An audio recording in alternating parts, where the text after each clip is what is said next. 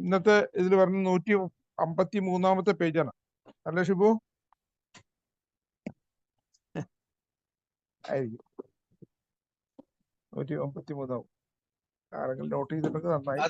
നമുക്ക്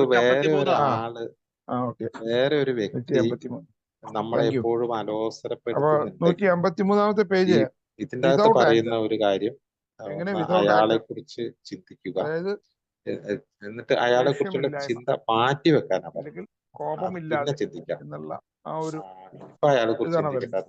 ഇത് രണ്ട് ഭാഗത്താണ് എടുത്തിട്ടുള്ളത്. ആദ്യത്തെ ഭാഗം അതൊരു മെത്തേഡാണ്. വേറൊരു മേജർ ആയിട്ടുള്ള ഭാഗം ഞങ്ങള് 12 concepts ഹിപ്നോതെറാപ്പിയിൽ പോയപ്പോ രണ്ടാമത്തെ ഭാഗം 12 and 12 ശത്രുവിനെ എങ്ങനെ മിത്രമാക്കാം എന്നുള്ളതായിരുന്നു അവിടുത്തെ ഒരു 12 concepts. ഇപ്പൊ ഇവിടെ ഉള്ള പലർക്കും അറിയില്ലാവില്ല എന്താണ് ഏറ്റവും നിങ്ങളെ 12 concepts. നമുക്ക് എന്നിട്ട് 12 പടികളും 12 പാരമ്പര്യമുള്ള പോലെ 12 ആശയങ്ങളും ഉണ്ട്. ശാന്തമായിരുന്നിട്ട് ആ 12 ആശയങ്ങൾ 36 തത്വങ്ങൾ എന്ന് പറയാ. അയാളെ പൂർണ്ണമായിട്ടും അയാളെ വെച്ച എല്ലാ വലപ്പുകളും എന്നിട്ട് അയാളെ കുറിച്ച് ഓർക്കുമ്പോൾ ഭയങ്കര സങ്കടം വരികയാണ്, ദേഷ്യം വരികയാണ്, ഒക്കെ വരികയാണ് എന്നുള്ള കാര്യം അത് കൊണ്ടുവന്നിട്ട് അതിന്റെ കൂടെ ഇങ്ങനെ കൊണ്ടുവരും. എനിക്ക് അയാളെ കുറിച്ച് ഓർക്കുമ്പോൾ അങ്ങനെ ആയിരുന്നു. പക്ഷെ ഇന്ന് എനിക്ക് അയാളെ കുറിച്ച് ഇന്ത്യയിലത്തെ ജനറൽ സർവീസ് മാനുവൽ ശക്തി ഉണ്ടായി. അയാളാണ് ശരിക്കും എന്നെ ഇപ്പോൾ ഈ നിലയിലേക്ക് എത്താൻ എന്നെ സഹായിച്ച നല്ലൊരു അയാളുള്ളത് കൊണ്ടാണ് അപ്പൊ ശരിക്കും എനിക്ക് എന്റെ മിത്രത്തെക്കാൾ ഉപരി മിത്രങ്ങളെക്കാൾ ഉപരി എന്നെ വളർത്താൻ സഹായിച്ച ഒരു ആളാണ് അദ്ദേഹം എന്നും പറഞ്ഞിട്ട് ഞാൻ അയാൾ എന്നെ സഹായിച്ച സഹായിച്ച ഒരാളാണ്. ഞാൻ ഒരു 2-3 മിനിറ്റ് പേരെങ്കിലും പറയുക, വെറുതെ പറയുക. ഇങ്ങനെ നമ്മൾ ഒരാഴ്ച പറയുകയാണെങ്കിൽ, കുറച്ചു നേരം പറയുകയാണെങ്കിൽ, പിന്നെ ഇയാളെ കുറിച്ചുള്ള നെഗറ്റീവ് അല്ല വരിക. ഇയാളാണ്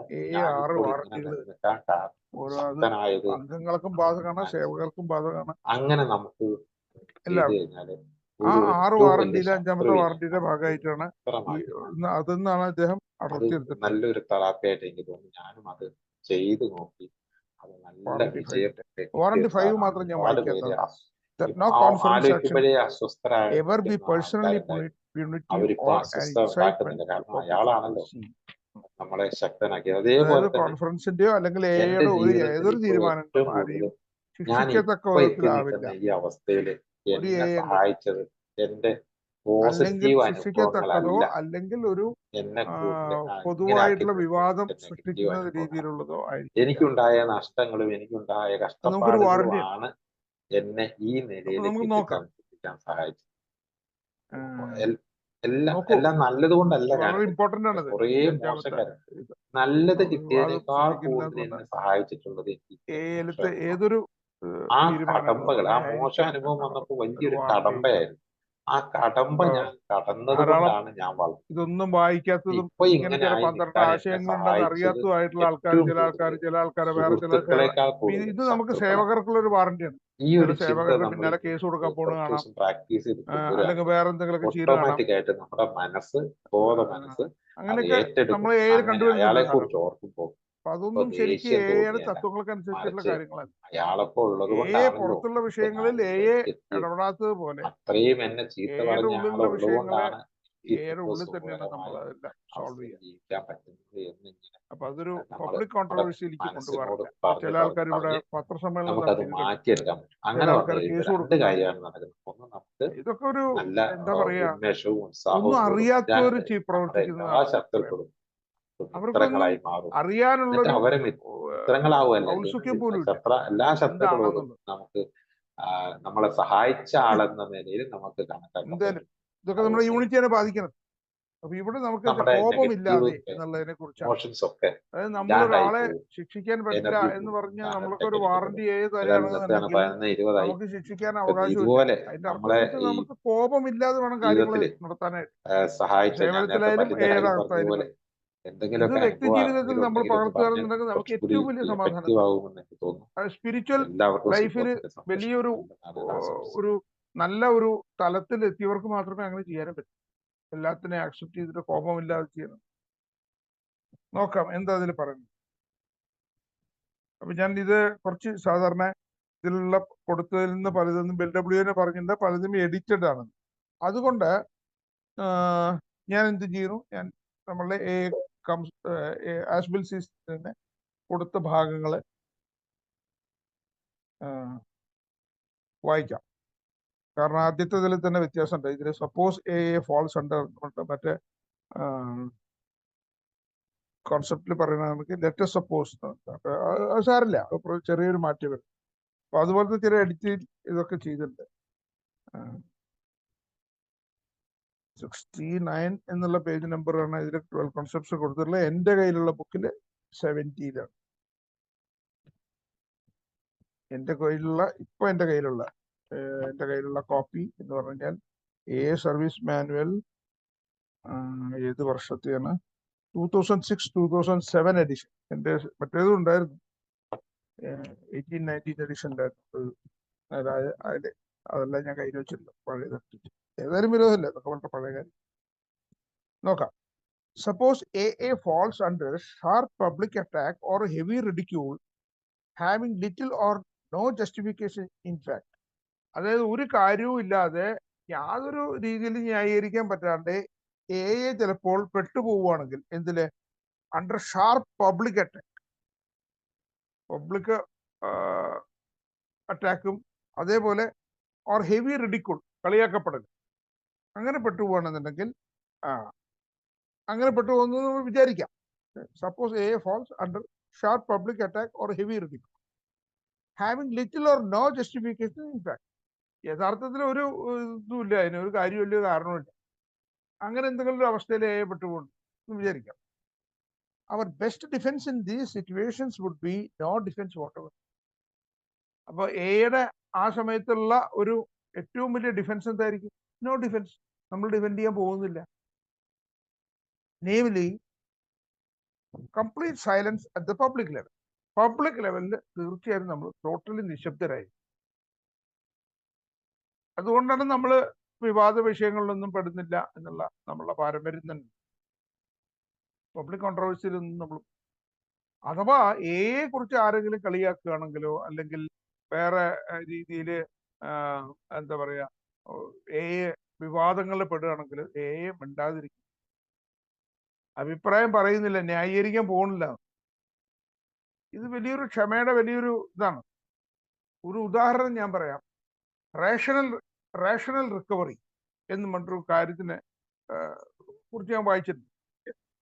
റേഷണൽ റിക്കവറിയിൽ എന്താണെന്നുണ്ടെങ്കിൽ പറയുന്നത്, നിങ്ങൾ എന്തിന് എയിൽ പോകണം? നട്ടലില്ലാത്തവരുടെ പ്രസ്ഥാനമാണ് എ. നിങ്ങൾക്ക് കുടിക്കാൻ സാധിക്കും. നിങ്ങൾ കുടിയുടെ മുമ്പിൽ തോറ്റു കൊടുക്കേണ്ട ആവശ്യമൊന്നുമില്ല. എ വെറുതെ നിങ്ങളെ കൂളാക്കാണ് എന്നൊക്കെ പറഞ്ഞിട്ട് നമ്മളോട് പറയും, ഓക്കെ. ഞാൻ വായിച്ചത്, അതിനെ കുറിച്ച് വായിച്ചത് 2007-ലാണ്. 2007 അവർ പറഞ്ഞ യു പേഡ് $35,000 US dollars, 35,000 തരൂ, ഞങ്ങൾ നിങ്ങളെ ഒരു 3 മാസം ഒരു ഏതോ ഒരു ഐലൻഡ് പറഞ്ഞു, കേമൻ ഐലൻഡ്, അവിടെ ഏത് ഐലൻഡ് അറിയില്ല എനിക്ക്, ഏതോ ഒരു ഐലൻഡിൽ കൊണ്ടുപോകാം, ഓർമ്മയില്ല എനിക്ക്, വലിയ ആർട്ടിക്കിളാണ് വായിച്ചു. അവിടെ കൊണ്ടുപോകാം, അവിടെ കൊണ്ടുപോയിട്ട് നിങ്ങളെ ഞാൻ ട്രെയിൻ ചെയ്ത് തരാം. ഞാൻ എന്നല്ല, ഞങ്ങളുടെ സ്ഥാപനം നിങ്ങളെ ട്രെയിൻ ചെയ്ത് തരും, നിയന്ത്രിച്ച് കുടിക്കാവുന്ന രീതിയിൽ. ധാരാളം പേര് ആ പൈസ കൊടുത്ത് പോയിട്ടുണ്ടാവും. കാരണം ആത്യന്തികമായിട്ടൊരു ആൽക്കഹോളിക്കിന്റെ ആവശ്യം എന്താണ്? ആൽക്കഹോളിക്കിന്റെ ആവശ്യം നിയന്ത്രിച്ച് എന്തെങ്കിലും കുടിക്കാൻ പറ്റുമോ എന്നുള്ളത് പരീക്ഷിക്കല് തന്നെ. എന്നെയൊക്കെ സംബന്ധിച്ച് ഞാൻ കണ്ടമാനം ചെയ്തിട്ടുള്ളതാണ്. അതുകൊണ്ട് എനിക്കറിയാം. കാരണം എയിൽ വന്നതിന് ശേഷം 7 വർഷത്തോളം ഞാൻ കയറി ഇറങ്ങിയാണ്. അതുകൊണ്ടാവും എൻ്റെ ഇപ്പോൾ ഉള്ള ഈ സുഖത എനിക്ക് വരാനായിട്ട് അത്ര ടൈം എടുത്തു. അപ്പോൾ അത് ആ ഒരു കാര്യത്തിന് മുതലെടുക്കാനാണ് അവർ. പക്ഷെ ആ സമയത്ത് അവർ പബ്ലിക് ലെവലിൽ എയെ കണ്ടമാനം റിഡിക്യൂൾ ചെയ്തു, കളിയാക്കി. നട്ടില്ലാത്തവരാണ് എയിൽ പോകുന്നത്, അങ്ങനെയാണ് ഇങ്ങനെയാണ്, എയുടെ തത്വങ്ങൾ ശരിയല്ല, എയുടെ എന്താ പറയുക, രോഗം എന്നുള്ള എ വിചാരിക്കുന്ന ആ രീതി തന്നെ ശരിയല്ല, അതൊക്കെ ആൾക്കാരെ പറ്റിക്കാനുള്ള ഏർപ്പാടാണെന്നൊക്കെ പറഞ്ഞു. പക്ഷേ what A did do? Nothing. Kept quiet. ഒന്നും അതിനെക്കുറിച്ച് കണ്ടു എന്ന് പോലും നടിച്ചില്ല. ഇങ്ങനൊരു പ്രസ്ഥാനം വളർന്നു വരുന്നത് അവര് കാശുണ്ടാക്കി അവര് ആൾക്കാരെ പറ്റിക്കരുത് ചെയ്തോട്ടാണ് അവരുടെ കുഴപ്പം. അവര് പറയുന്നുണ്ടോ, ആയിക്കോട്ടെ, നമ്മളങ്ങനെ അല്ലാതെ അറിയാലോ.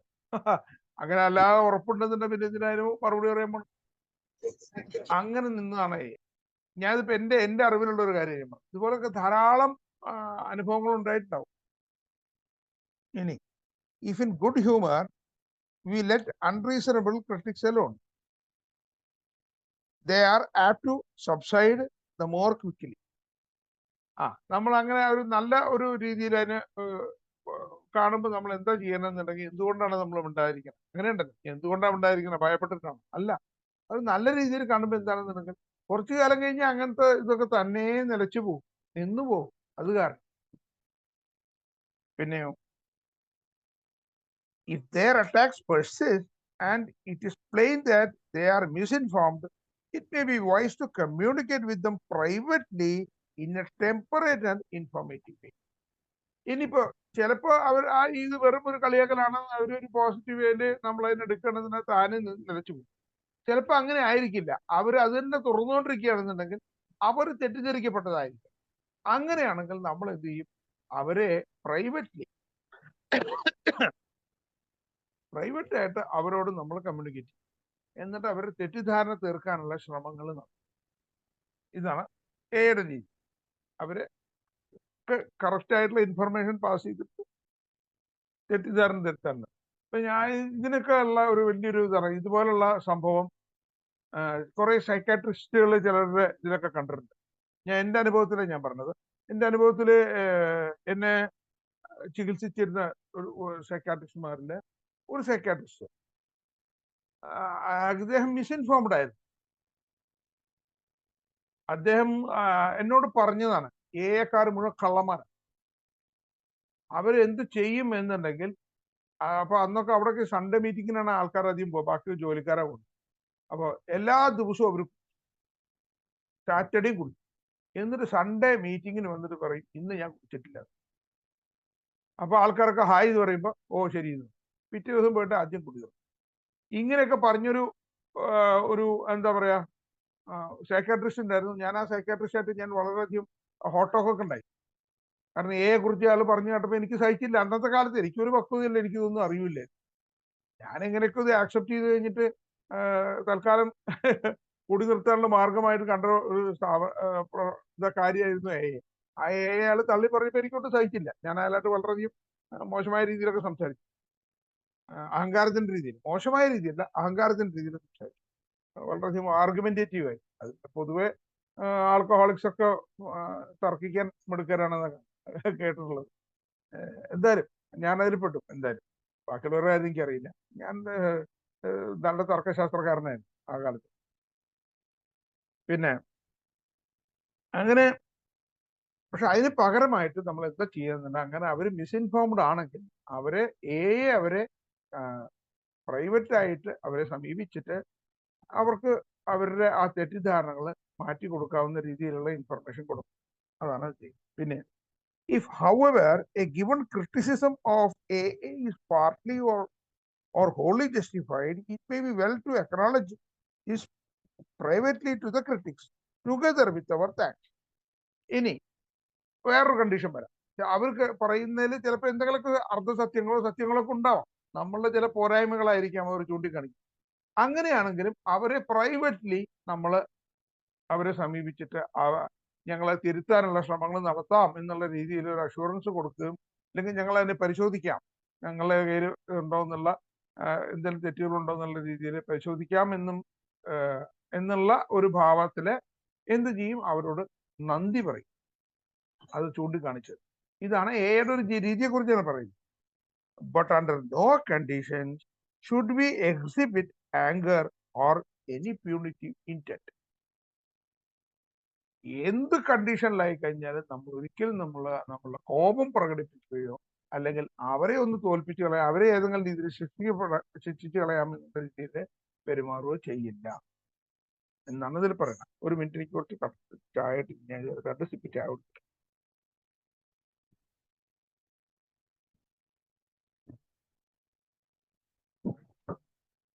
ഓക്കെ. ഇതിനൊരു വലിയ ഉദാഹരണമാണ് നമ്മളുടെ എയുടെ പഴയ എംബ്ലം, സർക്കിളും ട്രയാങ്കിളും ഉള്ള എംബ്ലം. ആ എംബ്ലത്തിനെതിരെ കേസ് പോയി കഴിഞ്ഞിട്ട് കോടതിയിൽ അത് വന്നപ്പോ ഒന്ന് രണ്ട് തവണ കോടതിയിൽ പോയിട്ട് എയുടെ അഭിപ്രായം പറഞ്ഞു എന്നല്ലാതെ ആ കേസ് കൊടുത്തവർക്ക് എതിരായിട്ട് എന്തെങ്കിലും രീതിയിൽ പോവുകയോ ഒന്നും ചെയ്തില്ല. ഓക്കെ, നമ്മൾക്ക് നമ്മളെ ഇത് മാറ്റാലോ എന്നും പറഞ്ഞിട്ട് ആ എംബ്ലം മാറ്റി. വേറെ ആരോണോ കേസ് കൊടുത്തവർ അത് ഉപയോഗിക്കുന്നുണ്ടോ എന്നുള്ളത് കൂടി അറിഞ്ഞൂടാ. എനിവേ, എന്തായാലും അതൊക്കെ മാറ്റി. അപ്പൊ അവിടെ നമ്മൾ വേറൊരു രീതിയിലുള്ള അവരോട് ചലഞ്ച് ചെയ്ത് കഴിഞ്ഞിട്ട് അവരോട് ഫൈറ്റ് ചെയ്യാനല്ല പോയത്. നമ്മളുടെ ബിഗ് ബുക്കിൽ പറഞ്ഞിട്ടില്ലേ, നമ്മൾ പോരാട്ടം നിർത്തി മദ്യത്തോട് പോലും എന്നുള്ളത്. അത് യഥാർത്ഥത്തില് നമ്മളുടെ ജീവിതത്തിൽ നമ്മൾ കാണിക്കുന്നു. നമ്മളുടെ അത് വ്യക്തി ജീവിതങ്ങളിൽ കാണിക്കുക മാത്രമല്ല, ആസ് എ ഹോൾ. അതാണ് എയുടെ രീതി. ആരുടെ ആയിക്കോണം. ഇനി ഇത് ആദ്യത്തെ ഭാഗം കഴിഞ്ഞു. 12 കൺസെപ്റ്റ്സ് അടുത്ത ഭാഗം കഴിഞ്ഞു. അടുത്ത 12 and 12 ഇതിന്റെ പേജ് 66 നോക്കാം.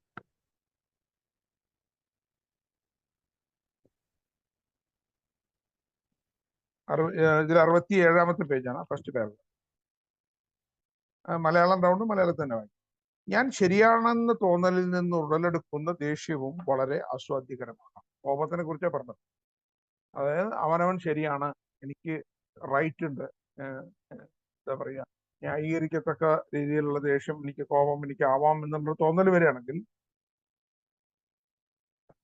നീതിയുക്തമായ കോപം, അങ്ങനെ തോന്നലിൽ നിന്ന് ഉറക്കുന്നത്, ഞാൻ ശരിയാണെന്ന തോന്നലിൽ നിന്ന് ഉടലെടുക്കുന്ന ദേഷ്യവും വളരെ ആസ്വാദ്യകരം. അതൊക്കെ ഒരു ശരിയാണ്, വളരെ ആസ്വാദ്യകരം തന്നെയാണ് എനിക്ക് തോന്നുന്നു. ധാരാളം ആൾക്കാർ നമ്മെ ബുദ്ധിമുട്ടിക്കുന്നു എന്ന വസ്തുതയിൽ നിന്നും സത്യത്തിൽ ഒരു വളഞ്ഞ മാർഗത്തിൽ കൂടി നമുക്ക് സംതൃപ്തി കണ്ടെത്താം. അത് ഒരു നെഗറ്റീവ്, ശരിക്കും ഒരു നെഗറ്റീവ് ഇതാണ്. ധാരാളം ആൾക്കാർ നമ്മെ ബുദ്ധിമുട്ടിക്കുന്നു എന്ന വസ്തുതയിൽ നിന്നും സത്യത്തിൽ ഒരു വളഞ്ഞ മാർഗത്തിൽ കൂടി നമുക്ക് സംതൃപ്തി കണ്ടെത്താം എന്നാണ് പറഞ്ഞത്. ഇംഗ്ലീഷ് എന്താ നോക്കട്ടെ. In A perverse way we can actually take satisfaction from the fact that many people annoy us. It brings a comfortable feeling of superiority. അവർ നമ്മളെയൊക്കെ ബുദ്ധിമുട്ടിക്കുന്നുണ്ടെന്നുണ്ടെങ്കിൽ അത് വേറൊരു രീതിയിൽ ഒരു കംഫർട്ടബിൾ ഫീലിംഗ് ഓഫ് സുപ്പീരിയോറിറ്റി. ശരിയാണല്ലോ, ഞാനൊരു കേമനാകൊണ്ടാണല്ലോ എന്നെ ആൾക്കാർ ബുദ്ധിമുട്ടിക്കുന്നത് എന്നിട്ട് പറയും. അതിന്റെ വലിയൊരു ഉദാഹരണമാണ്. പല ആൾക്കാർ പറയാറില്ലേ, ചന്ദ്രനെ കണ്ട് പട്ടി കുറച്ച് കഴിഞ്ഞാൽ കാര്യമില്ല എന്ന്. അപ്പൊ ഞാൻ ചന്ദ്രനാണെന്നുള്ള ഒരു ബോധ്യം, അതുകൊണ്ടാണ് ആൾക്കാർ എന്നോട് കമന്റ് ചെയ്യണേ, എന്നെ അല്ലെങ്കിൽ ബുദ്ധിമുട്ടിക്കുന്നത് എന്നൊക്കെ ഉള്ളൊരു ചിന്ത. പക്ഷെ ഞാൻ ആരാണ് മോൻ, എനിക്കിതൊന്നും പ്രശ്നമില്ല എന്നുള്ള രീതിയിൽ പോകുന്നുള്ള ഒരു അഹങ്കാരത്തിന്റെ ഭാഗം. അതൊരു സുപ്പീരിയോറിറ്റി, ഒരു ചിന്ത വരും എന്ന്. അത് ഇന്ന പെർവേഴ്സ് വേ, തല തിരിഞ്ഞ രീതിയിൽ ചിന്തിക്കപ്പെടുന്ന കാര്യമാണ്. ഓക്കെ, സോ ഇത് വളരെ ഗ്രേറ്റ് ആണ്. അപ്പൊ കോപത്തിനെ കുറിച്ചാണ് പറഞ്ഞത്. എങ്ങനെയാണ് കോപമില്ലാതെ, വിതൗട്ട് ആങ്കർ നമ്മൾ എങ്ങനെയാണ് ജീവിക്കുന്നത്, എങ്ങനെയാണ് പെരുമാറുന്നത്, അതിനെ കുറിച്ചാണ് പറഞ്ഞത്. അപ്പൊ അതിൽ വളരെ ബ്യൂട്ടിഫുൾ ആയിട്ടാണ് ഇത്ര കാര്യങ്ങൾ പറഞ്ഞത്. അത് സംശയമില്ല. വില്ലബ്രിയുടെ അദ്ദേഹത്തിന്റെ എടുത്ത ഇതുകള് നമ്മൾ നോക്കും. നമ്മൾ എത്ര സംയമനത്തോട് കൂടിയിട്ടാണ് നമ്മൾ മറ്റുള്ളവരെ നമ്മൾ പറഞ്ഞ് മനസ്സിലാക്കാറുള്ളത്. ഇപ്പൊ പ്രത്യേകിച്ച് ചില എനിക്ക് വേറെ ചില അനുഭവമുണ്ട്. ചില ചികിത്സാ കേന്ദ്രങ്ങളിലൊക്കെ ചെല്ലുമ്പോൾ പലരും അവിടെ കുറിച്ച് എത്ര നല്ലതല്ലാത്ത അഭിപ്രായം പറഞ്ഞ സന്ദർഭങ്ങൾ ഉണ്ടായിരുന്നു. ആ സമയത്തൊക്കെ വളരെ സംയമനത്തോട് കൂടിയിട്ടാണ് എനിക്ക് തന്നെ അത്ഭുതമായിരുന്നു. ഞാൻ ഇങ്ങനെ പെരുമാറാറില്ലല്ലോ, ഇപ്പോഴൊന്നുമല്ല, വളരെ മുമ്പ്. അതായത് ഞാൻ ജസ്റ്റ് ഇപ്പൊ തന്നെ ഈ കണ്ടിന്യൂസ് ഓപ്പറേറ്റി ഇപ്പൊ 18 വർഷവും 6 മാസം കഴിഞ്ഞു. അപ്പൊ ഞാൻ ആദ്യത്തെ ഒരു 2.5 വർഷമൊക്കെ ആയ സമയത്ത് ഞങ്ങളുടെ അവിടെ ചികിത്സാലയുണ്ട്. ഇപ്പോഴും ഉണ്ട് ചികിത്സാലയം. ആ ചികിത്സാലയത്തിൽ അന്ന് സ്ഥിരമായിട്ട് പോവുമായിരുന്നു. അപ്പൊ അവർക്ക് വേണ്ടി നമ്മളുടെ ഗ്രൂപ്പിൽ നിന്ന്, ഞങ്ങളുടെ ഗ്രൂപ്പിന്റെ ഒരു 12 സ്റ്റെപ്പ് കമ്മിറ്റി ഉണ്ടായിരുന്നു. ഞങ്ങളെല്ലാം ആ ഗ്രൂപ്പിന്റെ ഫണ്ടിൽ നിന്ന് പൈസ എടുത്തിട്ട് കുറച്ച് ബിഗ് ബുക്കുകൾ, കുറച്ച് 12 കുറച്ച് വേറെ പാംഫ്ലെറ്റ്സ് ഒക്കെ അവിടെ നമ്മൾ കൊണ്ട് കൊടുത്തിരുന്നു.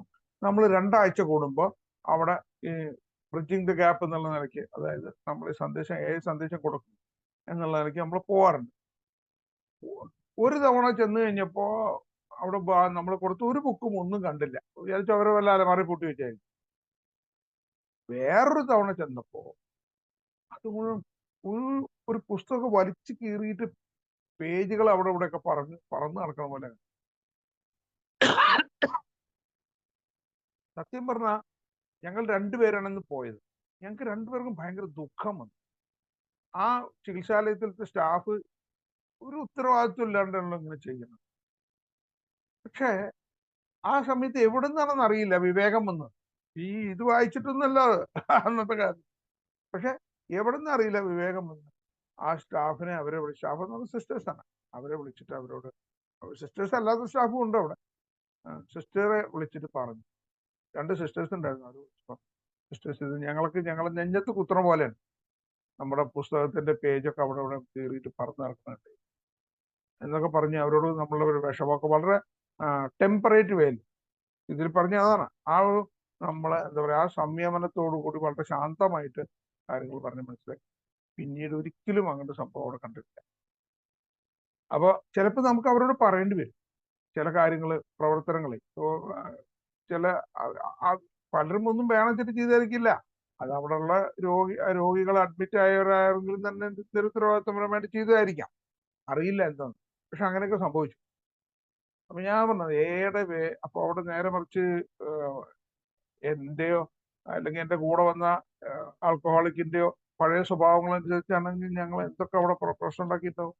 ഒന്നുമില്ലെങ്കിൽ അവരെ കുറ്റപ്പെടുത്തി കൂടി സംസാരിക്കുമായിരുന്നു. ഞങ്ങൾ അവരെ കുറ്റപ്പെടുത്തി കൂടി സംസാരിക്കില്ല. അതൊക്കെ തന്നെ എനിക്ക് അത്ഭുതം തോന്നുന്നു, എങ്ങനെ സാധിച്ചു. ആ കാലത്തൊന്നും അത്രയൊന്നും നമ്മളൊന്നും പ്രോഗ്രാമിൽ കൂടെ ഒന്നും വരാത്തൊരു സമയം. ഒരു എക്സ്പീരിയൻസ് പറഞ്ഞു എന്നുള്ളൂ. ഓക്കെ. അപ്പോ ഇനി ഈ പേജുകൾ സൂചിപ്പിക്കണം എന്താണെന്ന് നോക്കാം. 1 ആങ്കർ, കോപം. 2 കംപ്ലൈസൻസി, നമുക്ക് എല്ലാം ആയി എന്നുള്ളൊരു ചിന്ത.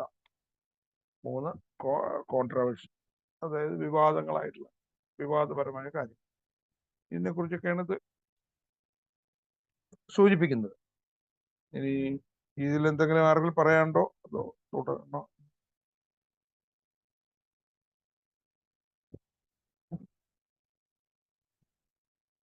അടുത്ത പേജിലേക്ക് ചേട്ടാ. Okay right. പേജ് 154.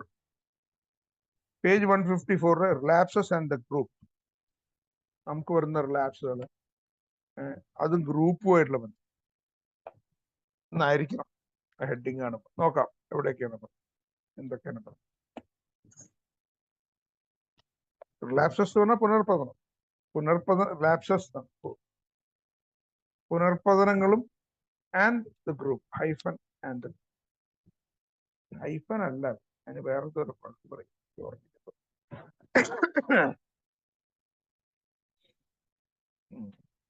കുറെ നീണ്ട വരെയാണ്, അപ്പൊ അതിന് ഹൈഫൻ അല്ല പറയും. ഓക്കെ. ആൻഡ് ദ ഗ്രൂപ്പ് നമ്മുടെ ഫസ്റ്റ് സ്റ്റെപ്പിൽ ഉള്ള ആ ലൈനാണ്. അതായത് admitted we were powerless over alcohol, that എന്നുള്ളതിന്റെ ഇടയ്ക്ക് ഒരു വരയുണ്ട്. our lives have become unmanageable. അപ്പോ ആ ദാറ്റിന് മുമ്പായിട്ട് വരുന്ന ഒരു വരയുണ്ടായിരുന്നു. ഹൈഫൻ എന്നല്ല, വേറെന്തൊരു വാക്ക പറയാം ഇംഗ്ലീഷിൽ, അറിയില്ല, ഓർമ്മയില്ല, കേട്ടിട്ടുണ്ട്, വായിച്ചു. ഓക്കെ, നോക്കാം എന്താണ് പുനർപതനം ആൻഡ് ദ ഗ്രൂപ്പ്. പുനർപതനങ്ങളും നമ്മളുടെ ഗ്രൂപ്പ്. ദ ഗ്രൂപ്പ് എന്ന് പറഞ്ഞാൽ എ ഗ്രൂപ്പ്. ഓക്കെ, നോക്കാം. ഇത് 2 ഭാഗമാണ്. ആദ്യത്തെ ഭാഗം എ കംസ് ഓഫ് ഏജ്. എയുടെ ചരിത്ര പുസ്തകമാണ് എ കംസ് ഓഫ് ഏജ്. അതിലത്തെ പേജ് 97 എന്ന് പറഞ്ഞാൽ യൂണിറ്റി എന്നുള്ള ഭാഗമാണ്. എ കംസ് ഓഫ് ഏജ് എന്ന് പറഞ്ഞ പുസ്തകം എക്ക് 20 വർഷമായപ്പോൾ പ്രായപൂർത്തിയായി എന്നുള്ള ആ ഒരു അർത്ഥത്തില് സാൻ ലൂയിലെ കൺവെൻഷന്റെ വിവരങ്ങൾ അടങ്ങിയ, സാൻ ലൂയി കൺവെൻഷൻ വളരെ 1955 സാൻ ലൂയിലുണ്ടായ കൺവെൻഷനിലാണ് ഇന്റർനാഷണൽ കൺവെൻഷൻ വളരെ ഇമ്പോർട്ടൻ്റ് ആണ്. അതിൽ വെച്ചിട്ടാണ് നമ്മുടെ 3 ലെഗസികൾ അവിടെ ഡിക്ലെയർ ചെയ്തത്. ആ 3 ലെഗസികളെ കുറിച്ചിട്ടുള്ളതാണ് 3 ലേഖനങ്ങൾ. പിന്നെ 4 o'clock ആഫ്റ്റർനൂൺ അതിന്റെ ക്ലോസിംഗ് സെഷൻ ഉണ്ട്, അത് ഉണ്ട്. ബിൽഡബ്ല്യുവിന്റെ ടോക്കും ആ 4 o'clock ആഫ്റ്റർനൂൺ ക്ലോസിംഗ് സെഷനിൽ സംസാരിച്ച ആൾക്കാർക്ക് ഇതൊരു ബയോഗ്രഫി എന്ന് പറയാൻ പറ്റും. ബയോഗ്രഫി എന്ന് പറഞ്ഞാൽ അദ്ദേഹത്തിന്റെ ഇതാണ്, ബിൽഡബ്ല്യുവിന്റെ ബയോഗ്രഫിയാണ് വാസിറ്റോൺ. അതല്ല, ഇത് ഏതൊരു ആദ്യകാല ചരിത്രം തന്നെ പറയും. അത് അതിലത്തെ ഇമ്പോർട്ടൻ്റ് ആയിട്ടുള്ള പലതും ക്രോണോളജിക്കൽ ഓർഡറിൽ കൊടുത്തിട്ടുണ്ട്. അതിനെ 3 ഭാഗമാക്കിയിട്ടുണ്ട്. Unity, recovery, unity and service. അപ്പൊ ഇതിൽ യൂണിറ്റിയുടെ ഭാഗത്തുള്ള ലേഖനത്തിന് എടുത്തിട്ടുള്ളത് 97-ാമത്തെ. അപ്പൊ അതെന്താ, ഏത് ഭാഗത്താണെന്നുള്ളത് ഞാൻ അതിന്റെ ഒരു പശ്ചാത്തലം ആദ്യം ഒന്ന് പറഞ്ഞിട്ട് നമുക്ക് നോക്കാം എന്താണ്.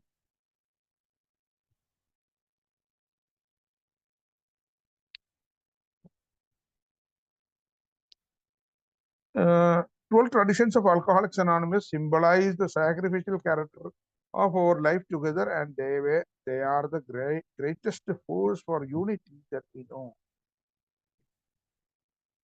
എന്നാണ് ആ പേജിന്റെ ആദ്യ സമയത്തുള്ള ഒരു ഇൻട്രൊഡക്ടറി സെന്റൻസ് ആയിട്ടുള്ള കൊടുത്തിട്ടുള്ളത്. അവിടുന്ന് പിന്നെ 2 പാരഗ്രാഫ് താഴെയാണ് ഈ കൊടുത്തിട്ടുള്ള ഭാഗം. നമുക്ക് നോക്കാം എന്താണ്.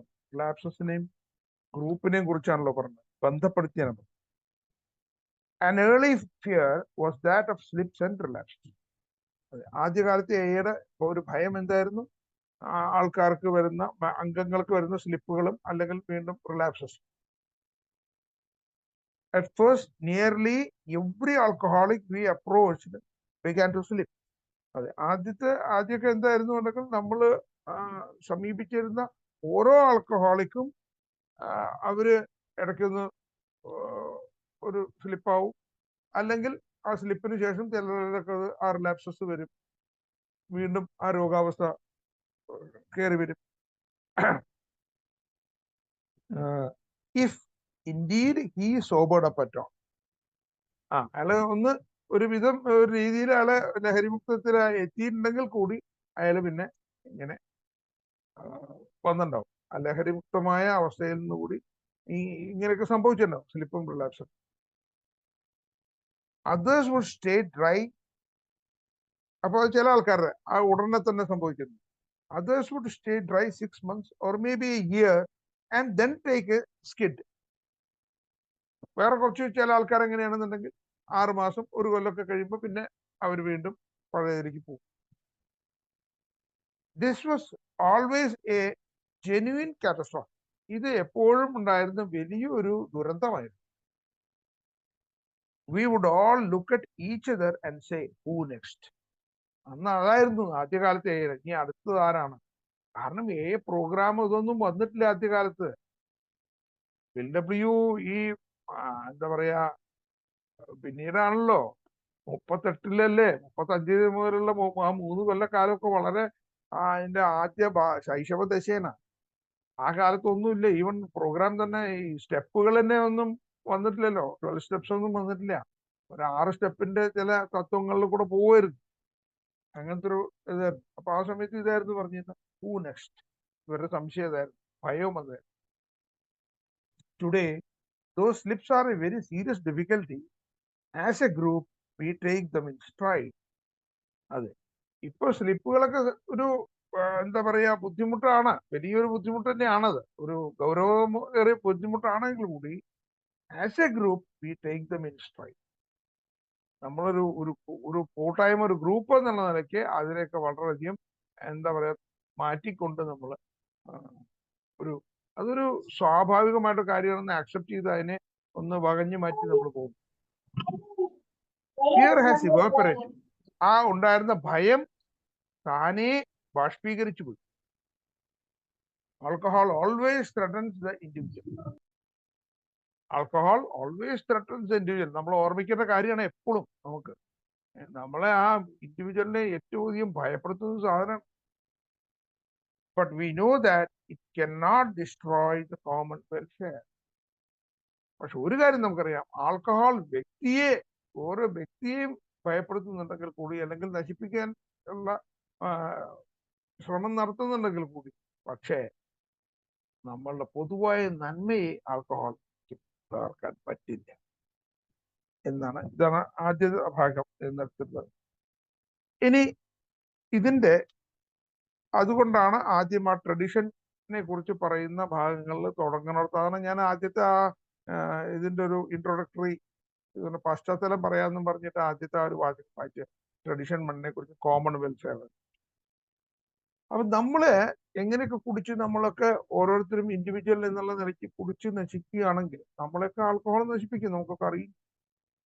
പക്ഷേ നമ്മളുടെ പൊതുവായ നന്മയെ അത് നമ്മളൊരു ഗ്രൂപ്പായിട്ട് നിൽക്കുമ്പോൾ അതിനെ തകർക്കാൻ ആൽക്കഹോളിന് സാധിക്കും.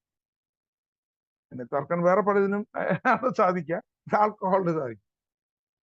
വളരെ സത്യമല്ലേ അത്? വേറെ പല പ്രശ്നങ്ങൾക്കും ആണ് സാധിക്കുക. അതാണ് നമ്മളുടെ ക്യാരക്ടർ ഡിഫക്ട്സും നമ്മളുടെ ഷോർട്ട് കമ്മിങ്സും. ഇതൊന്നും നമ്മൾ പ്രോഗ്രാം പ്രാക്ടീസ് ചെയ്യാണ്ട്, നമ്മളിതൊന്നും റിമൂവ് ചെയ്യാണ്ട് തന്നെ ജീവിക്കണം എന്നുണ്ടെങ്കിൽ പരസ്പര വൈരങ്ങള്, പരസ്പര വൈരാഗ്യങ്ങള്, പരസ്പരമായിട്ടുള്ള എന്താ പറയാ യൂണിറ്റി, ഐക്യമില്ലായ്മ, ഗ്രൂപ്പിന്റെ ഉള്ളിൽ തന്നെയുള്ള തമ്മിത്തല്ലുകള്, ഇതൊക്കെ കാരണം കൊണ്ട് ആയിരിക്കാം ചിലപ്പോൾ നമ്മുടെ കോമൺ വെൽഫെയർ പോകും. ചിലപ്പോൾ പല ഗ്രൂപ്പുകളും നിന്നു പോകുന്നത് കാണാം. അപ്പൊ നിന്ന് പോയി കഴിഞ്ഞാൽ എന്താണ് അവിടുത്തെ ആ പ്രദേശത്തെ ഒരു കോമൺ വെൽഫെയർ ആണ് പോവുക. അപ്പൊ അതുകൊണ്ട് ഞാൻ ഒരു അംഗം എന്നുള്ള ഞാൻ എന്റെ ഗ്രൂപ്പ് മീറ്റിങ്ങിൽ പോകേണ്ടത് അത്യാവശ്യമാണ്, ആ ഗ്രൂപ്പ് നടത്തണമെന്നുണ്ടെങ്കിൽ. അപ്പോൾ അതിലേക്കൊക്കെ ഇത് വെളിച്ചം വീശുന്നുണ്ട് പല കാര്യങ്ങൾ. പക്ഷെ ആൽക്കഹോള് കൊണ്ട് ഒരു ഗ്രൂപ്പ് തകരില്ല, അത് വ്യക്തി ജീവിതങ്ങൾ തീർച്ചയാണ്, ഉറപ്പാണ്. ഇനി ഒരു ലെറ്ററിന്റെ ഭാഗമാണ് അടുത്തത്. 1942 ആരോ അയച്ച കത്തിന് ഇദ്ദേഹം അയച്ച മറുപടിയിൽ നിന്ന് ഇദ്ദേഹം തന്നെ അടർത്തിയെടുത്ത കുറച്ച് ഭാഗങ്ങളാണ്. നോക്കാം. It does not seem to pay to argue with the slippers about the proper method of getting dry. Okay.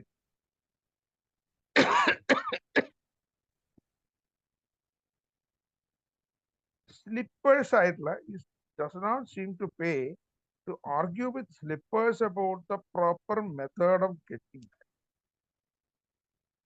മോചനത്തിലേക്ക് വരാനുള്ള കൃത്യമായ മാർഗത്തിനെ കുറിച്ച് സ്ലിപ്പേഴ്സ് ആയിട്ടുള്ള ഒരാളോട് തർക്കിക്കുന്നതുകൊണ്ട് ഒന്നും ലഭിക്കാൻ പോകുന്നില്ല. അതാണ് അതിന്റെ കാര്യം. ഇത് വളരെ കൃത്യമാണ്. ആരെങ്കിലും സ്ലിപ്പായി റിലാപ്സ് ആയി എന്നൊക്കെ അറിഞ്ഞു കഴിഞ്ഞാൽ ഞാൻ ഒരിക്കലും അയാളെ വൈകിട്ടോ ഉച്ചയ്ക്ക് ശേഷം ഒന്നും വിളിക്കാറില്ല, രാത്രി വിളിക്കാറില്ല. ഞാൻ വെളുപ്പിനെ വിളിക്കാറ്.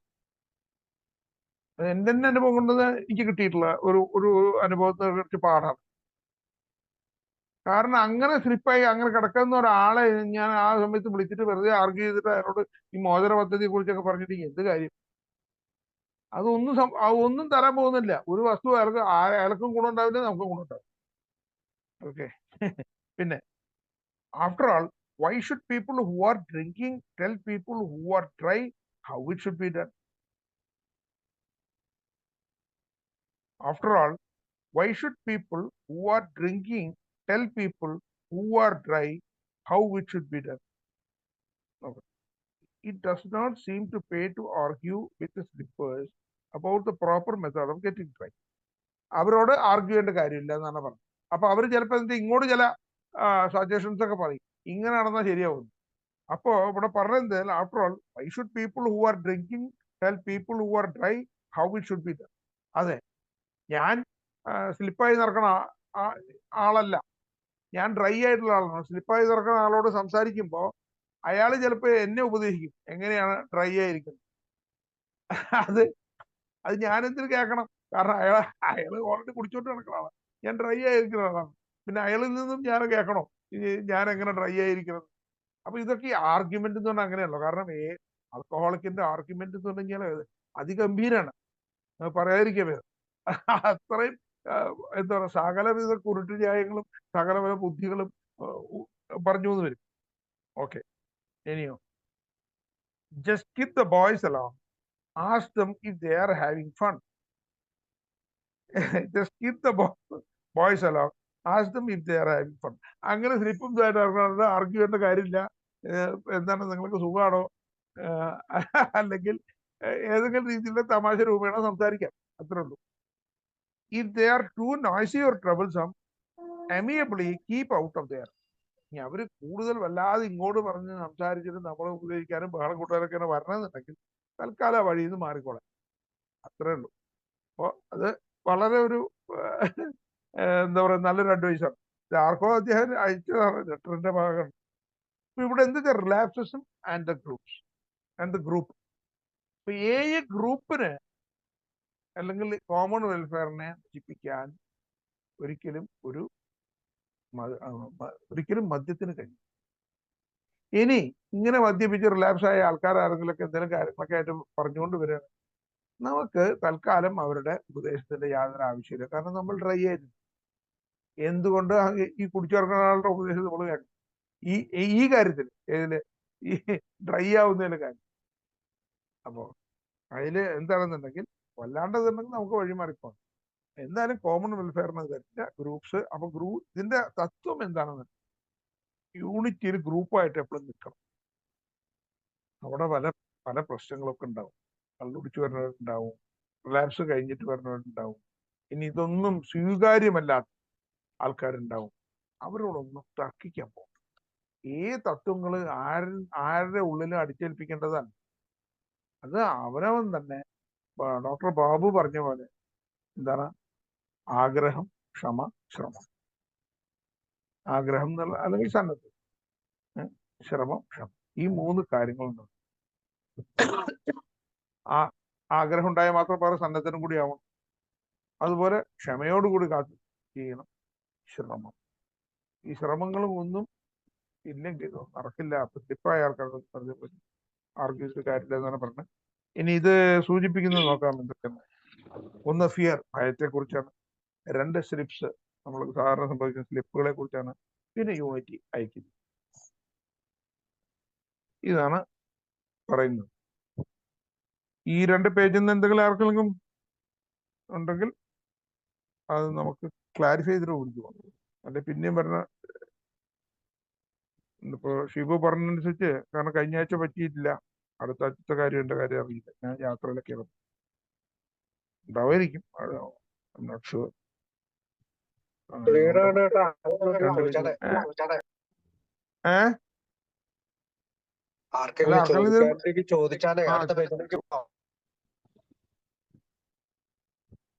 ചോദിക്കാനോ കൂട്ടിച്ചേർക്കാനോ എന്തെങ്കിലും ഉണ്ടാവും.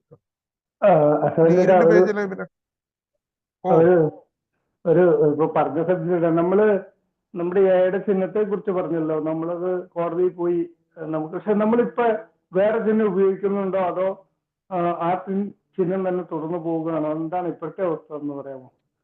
ഇല്ല, അത് തുടർന്നു പോകുന്നില്ല. അതിന്റെ പാറ്റന്റ് ഉള്ളതാണല്ലോ ഇത് പ്രശ്നം ഉണ്ടാക്കിയത്.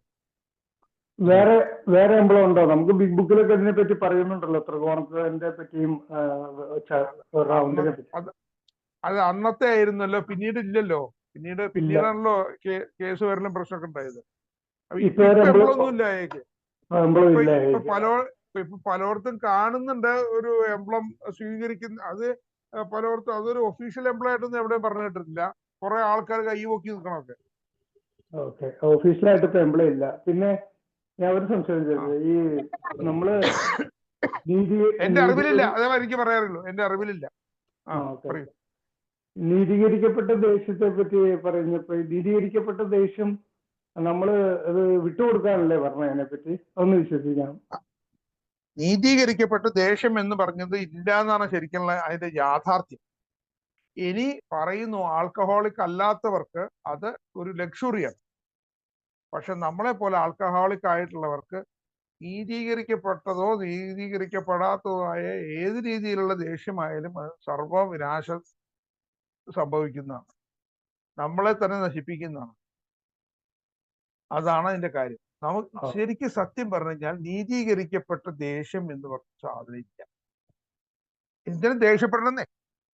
നമ്മൾ കറക്റ്റ് സ്പിരിച്വൽ പ്രിൻസിപ്പിൾസ് കൂടെ തന്നെ പോകണമെന്നുണ്ടെങ്കിൽ നമുക്ക് ദേഷ്യപ്പെടേണ്ടി വരില്ല. കാരണം നമ്മൾ we are accepting everything as they are. അല്ലെ? ഒരു ഉദാഹരണം പറയാം. ഒരാള് ഞാൻ വഴി കൂടെ നടന്നു പോണ സമയത്ത് ഒരാൾ എന്നെ തെറി വിളിച്ചു. എനിക്ക് അതിൽ 2-3 ഓപ്ഷൻസ് എടുക്കാം. ഒന്ന്, അയാളോട് അപ്പം തന്നെ നേരെ തിരിച്ച് തെറി വിളിക്കാം. അത് മിക്കവാറും എന്തെങ്കിലും ഒരു പ്രശ്നങ്ങളിലേക്ക്, അപ്പൊ ഒരു സാഹചര്യമാണ്, ആ സാഹചര്യത്തിനെ ഞാൻ തന്നെ പ്രശ്നമാക്കി മാറ്റി. ഒരു ഓപ്ഷൻ. രണ്ടാമത്തെ ഓപ്ഷൻ എന്താണെന്നുണ്ടെങ്കിൽ, ഞാൻ അയാളോട് ഇപ്പൊ ചോദിക്കില്ല. കാരണം ഇപ്പൊ ഞാൻ ഒന്നാമത് ധൃതിയിലാണ് പോണത്. രണ്ടാമത് മാത്രമല്ല, ഇപ്പൊ അയാളുടെ കൂടെ വേറെ ആൾക്കാരുണ്ട്. എനിക്ക് എന്തെങ്കിലും ചോദിച്ചു കഴിഞ്ഞാൽ ഇപ്പൊ പറ്റില്ല. ഞാൻ സമയം വരുമ്പോ ചോദിച്ചോളാം എന്നും പറഞ്ഞ് ഞാൻ എന്റെ മനസ്സിൽ ഇട്ടിട്ട് ഞാനൊരു പോക്ക് പോകും. അങ്ങനെ പോയി കഴിഞ്ഞാൽ എന്ത് സംഭവിക്കും? അത് എന്റെ മനസ്സിന്റെ ഉള്ളിൽ കിടന്ന് നീറിക്കൊണ്ടേയിരിക്കും. എവിടെയെങ്കിലും കാണുമ്പോൾ അയാൾക്കിട്ട് ഞാൻ എന്തെങ്കിലും ഒരു പാരമണിയും, ഒരു വൈരാഗ്യം മനസ്സിലുണ്ടാവും. അത് പ്രതികാര ബുദ്ധിയൊക്കെ മാറും, എന്തെങ്കിലുമൊക്കെ ചെയ്യും. അതും കുഴപ്പങ്ങളിലേക്ക് നയിക്കും. നേരെ മറിച്ച് ഞാൻ ആക്സെപ്റ്റ് ചെയ്യുകയാണെന്നുണ്ടെങ്കിൽ എനിക്ക് കുഴപ്പമില്ലല്ലോ. ഞാൻ പോണ വഴിക്ക് അയാൾ എന്നെ പട്ടിയെന്ന് വിളിച്ചു പോയി. എനിക്ക് 2 രീതിയിൽ ആക്സെപ്റ്റ് ചെയ്യാതെ. ഒന്നാമത് ഞാൻ പട്ടിയല്ല, അപ്പൊ പിന്നെ എനിക്ക് എന്താ പ്രശ്നം? അയാൾ വിളിച്ചു കഴിഞ്ഞാൽ അയാൾക്ക് ഭ്രാന്തായിരിക്കാം. അല്ലെങ്കിൽ അയാൾ കണ്ണു കാണാത്ത ആളൊക്കെ, അയാൾക്ക് എന്നെ കണ്ടപ്പോ പട്ടിയെ പോലെ തോന്നിയിട്ടുണ്ടാവും. അല്ലെങ്കിൽ പട്ടി അയാൾക്ക് കണ്ടിട്ടുണ്ടാവില്ല. അങ്ങനെ എനിക്ക് ചിന്തിച്ചൂടെ? പിന്നെ രണ്ടാമത് വേറൊരു രീതിയിൽ ചിന്തിക്കാം. ഇനി അഥവാ ഞാൻ പട്ടിയാണെങ്കിലോ? അയാൾ സത്യല്ലേ പറഞ്ഞു, എനിക്ക് ദേഷ്യപ്പെടേണ്ട പോലെ കാര്യം. അപ്പോ ഇവിടെ അതാണ്. അപ്പൊ ചിലപ്പോ എന്റെ കയ്യിൽ വല്ല പട്ടികളുടെ സ്വഭാവം ഉണ്ടായിരിക്കും. അപ്പൊ ഞാൻ അതിന് പരിശോധിക്കണം. ആ പട്ടികളുടെ സ്വഭാവം എന്തെങ്കിലും എന്റെ കയ്യിലുണ്ടെങ്കിൽ അത് കാരണമായിരിക്കും അയാൾ വിളിച്ചത്. അപ്പൊ അയാളോട് ഞാൻ യെസ്, അയാൾ ചൂണ്ടിക്കാണിച്ചതിന് നന്ദി എന്ന് പറഞ്ഞത് എന്നാണ് അൾട്ടിമേറ്റ് സ്പിരിച്വൽ ലിവിങ്ങിന്റെ കാര്യം. ഇത് പ്രായോഗികമാണോ എന്നല്ല, ഞാൻ പ്രിൻസിപ്പിളാണ്. അപ്പൊ അങ്ങനെ പ്രിൻസിപ്പിൾ വരുമ്പോ നമുക്ക് കോപം എന്ന് പറഞ്ഞ നീതീകരിക്കാത്തതായിട്ട് യാതൊരു കോപമില്ല. ഈ കോപം എന്ന് പറയുന്നത് തന്നെ അവനവന്റെ ഈഗോന്റെ ഒരു പ്രതിഫലനമാണ്. വേറൊരു രീതിയിൽ അത് പുറത്തേക്ക് വിടുന്നതാണ്, വെന്റ് ഔട്ട് ചെയ്യാണ്. ഈഗോന് വരുന്ന പങ്ക്ചറിനെ വെന്റ് ഔട്ട് ചെയ്യാനാണ് കോപം. ആ കോപത്തിന് പല കാരണങ്ങളുണ്ട്. ഭയം ഉണ്ടാവാം, പല ഗിൽറ്റി കോൺഷ്യൻസ് ഉണ്ടാവാം, കുറ്റബോധം ഉണ്ടാവാം, ഇങ്ങനെ പല കാര്യങ്ങളുണ്ടാവും. അതൊക്കെ വലിയ വലിയ സബ്ജക്റ്റുകളാണ്. അതിനെ കുറിച്ച് പറയില്ല. അതൊക്കെ വലിയ വലിയ സൈക്കോളജിസ്റ്റുകളും അങ്ങനത്തെ അത് പറയാനുള്ളതാണ്. ഞാൻ അതിനൊന്നും കോമ്പിറ്റന്റും അല്ല. ആദ്യം പറയാം. ഓക്കെ. പിന്നെ നമ്മള് ഗ്രൂപ്പിനെ പറ്റി പറഞ്ഞല്ലോ. നമുക്ക് നമ്മുടെ പലരും പറഞ്ഞേക്കുന്ന ഒരു കാര്യമാണോ ചോദിക്കുന്നത് എന്താണെന്നല്ല, നമ്മുടെ അല്ലെങ്കിൽ ഇതിന്റെ കമ്മിറ്റി വലിയ വലിയ ആളുകളെന്നല്ല, ഒരേ പൊസിഷനുകളിൽ ഇരിക്കുന്ന ആളുകളെ പറ്റി മറ്റാളുകൾ ഈ മീറ്റിങ്ങുകളിൽ വന്ന് വിമർശിക്കുന്ന ഒരു പരിധി കാണാറുണ്ട്. പക്ഷെ അത് ശരിക്കും തെറ്റല്ലേ? അത് പറയുന്ന രീതിയിൽ അവർ തെറ്റ് ചെയ്തിട്ടുണ്ടെങ്കിൽ അത് അവര് ഇന്ന് പുറത്തു പോകും. അതിനെ പറ്റി ഒന്നും കൂടെ ഒന്ന് ശരിയാമോ? അല്ല, മീറ്റിങ്ങുകളിൽ അതിനെ കുറിച്ച് പറയേണ്ട ആവശ്യമുണ്ടെങ്കിൽ പറയാം. അത് എങ്ങനത്തെ മീറ്റിംഗ് ആയിരിക്കണം എന്നുള്ളതാണ്. ഒരു സർവീസ് മീറ്റിംഗ് ആണെന്നുണ്ടെങ്കിൽ അവിടെ അങ്ങനത്തെ കാര്യങ്ങൾ ചൂണ്ടിക്കാണിക്കേണ്ടതുണ്ടെങ്കിൽ അത് ചൂണ്ടിക്കാണിക്കാം. ഒരു ബിസിനസ് മീറ്റിംഗ് ആണെങ്കിൽ അതിൽ ചർച്ച ചെയ്യേണ്ടതാണെങ്കിൽ ചർച്ച ചെയ്യാം. റിക്കവറി മീറ്റിംഗിലാണ് പറയുന്നത്.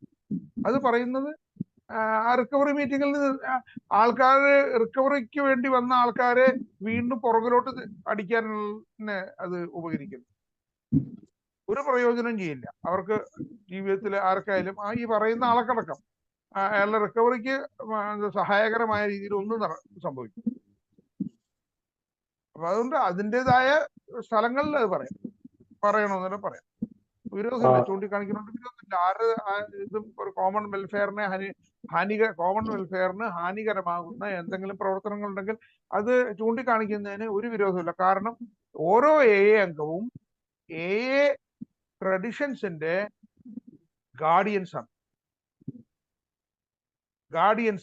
ശ്രദ്ധിക്കുന്ന ആ വാക്ക് ശ്രദ്ധിക്കും.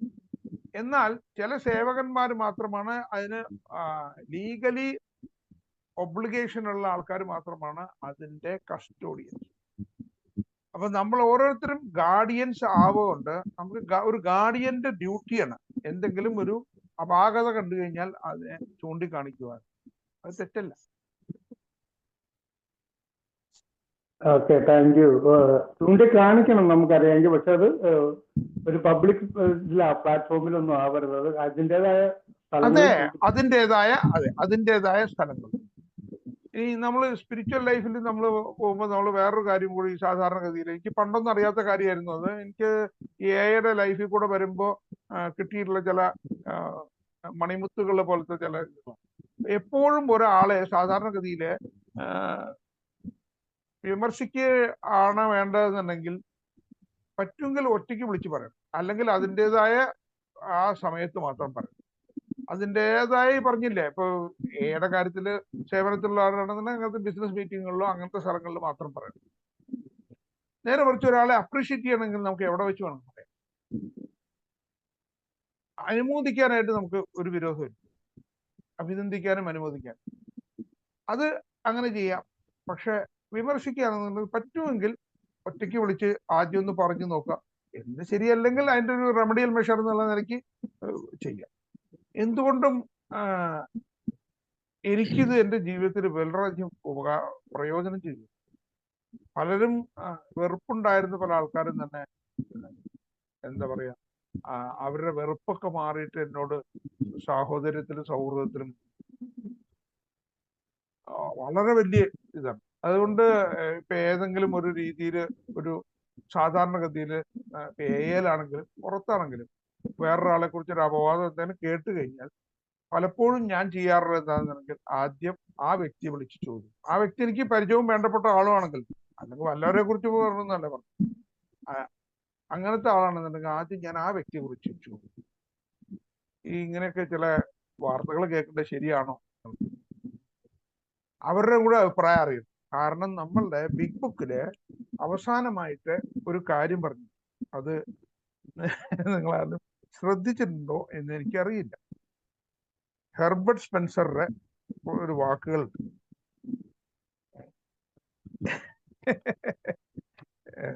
നമ്മളുടെ അനുബന്ധത്തിലാണ് വരിക. ഒരു മിനിറ്റ്, എപ്പോഴത്തൊരു വായിക്കാം.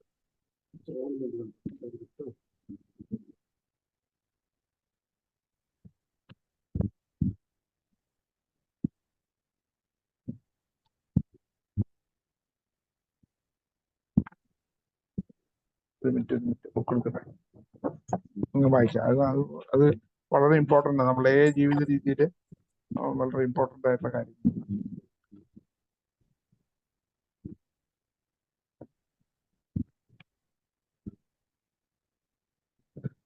ആത്മീയ അനുഭവം എന്ന് പറഞ്ഞിട്ടുള്ള ആ രണ്ടാമത്തെ അനുബന്ധം അതില് പറഞ്ഞിട്ടുള്ള എന്താണെങ്കിൽ അതിന്റെ അവസാനം അതൊന്ന് തിരുത്തണേ. ഇതിലുള്ള പ്രിന്റ് ചെയ്തത് ശരിയല്ല, തെറ്റുണ്ട്.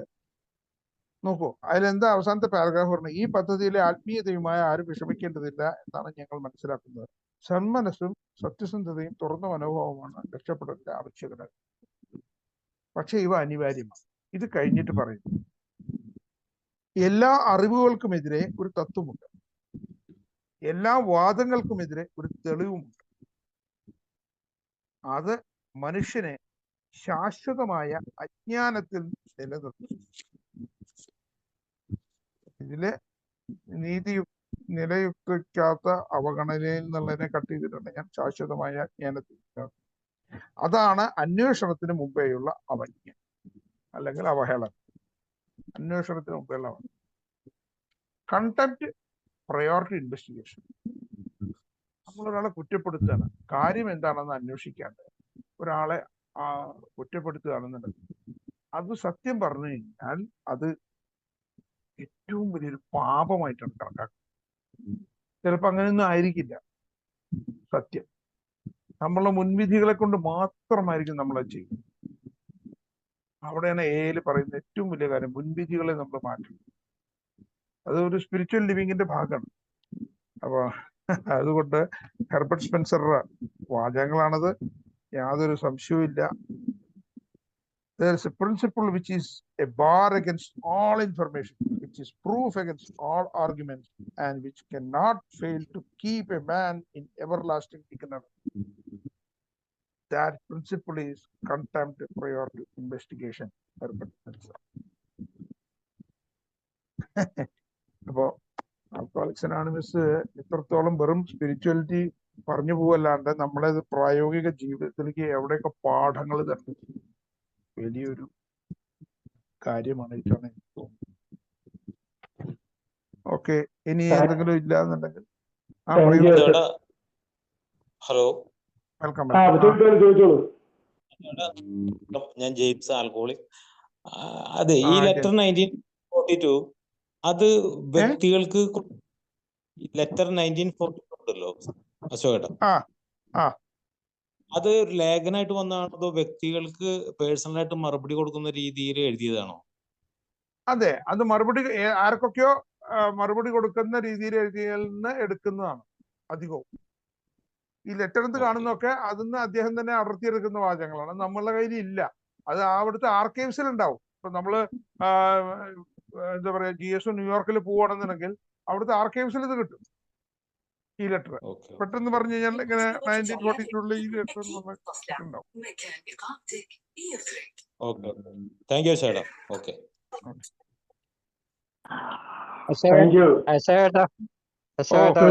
സംശയം. അധ്യാസക്തനാണ്, പേര് ജോസഫ്. ഈ സ്പെൻസറുടെ ആശയം അങ്ങോട്ട് കൃത്യമായിട്ട് മനസ്സിലായില്ല. എന്താണ് ഉദ്ദേശിക്കുന്നത്? ആ അതെ, ഇത്രയല്ലോ. കണ്ടംപ്റ്റ് പ്രയോർ ടു ഇൻവെസ്റ്റിഗേഷൻ എന്താണത് ശരിക്കും? സാറ് വക്കീലാണല്ലോ, അപ്പൊ പിന്നെ സാർക്ക് എളുപ്പം കിട്ടും. നമ്മൾ ഒരാളെ പ്രതി ചേർത്തിട്ടുണ്ടെങ്കിൽ അയാളെ വിധിക്കുന്നില്ലല്ലോ നമ്മളെ.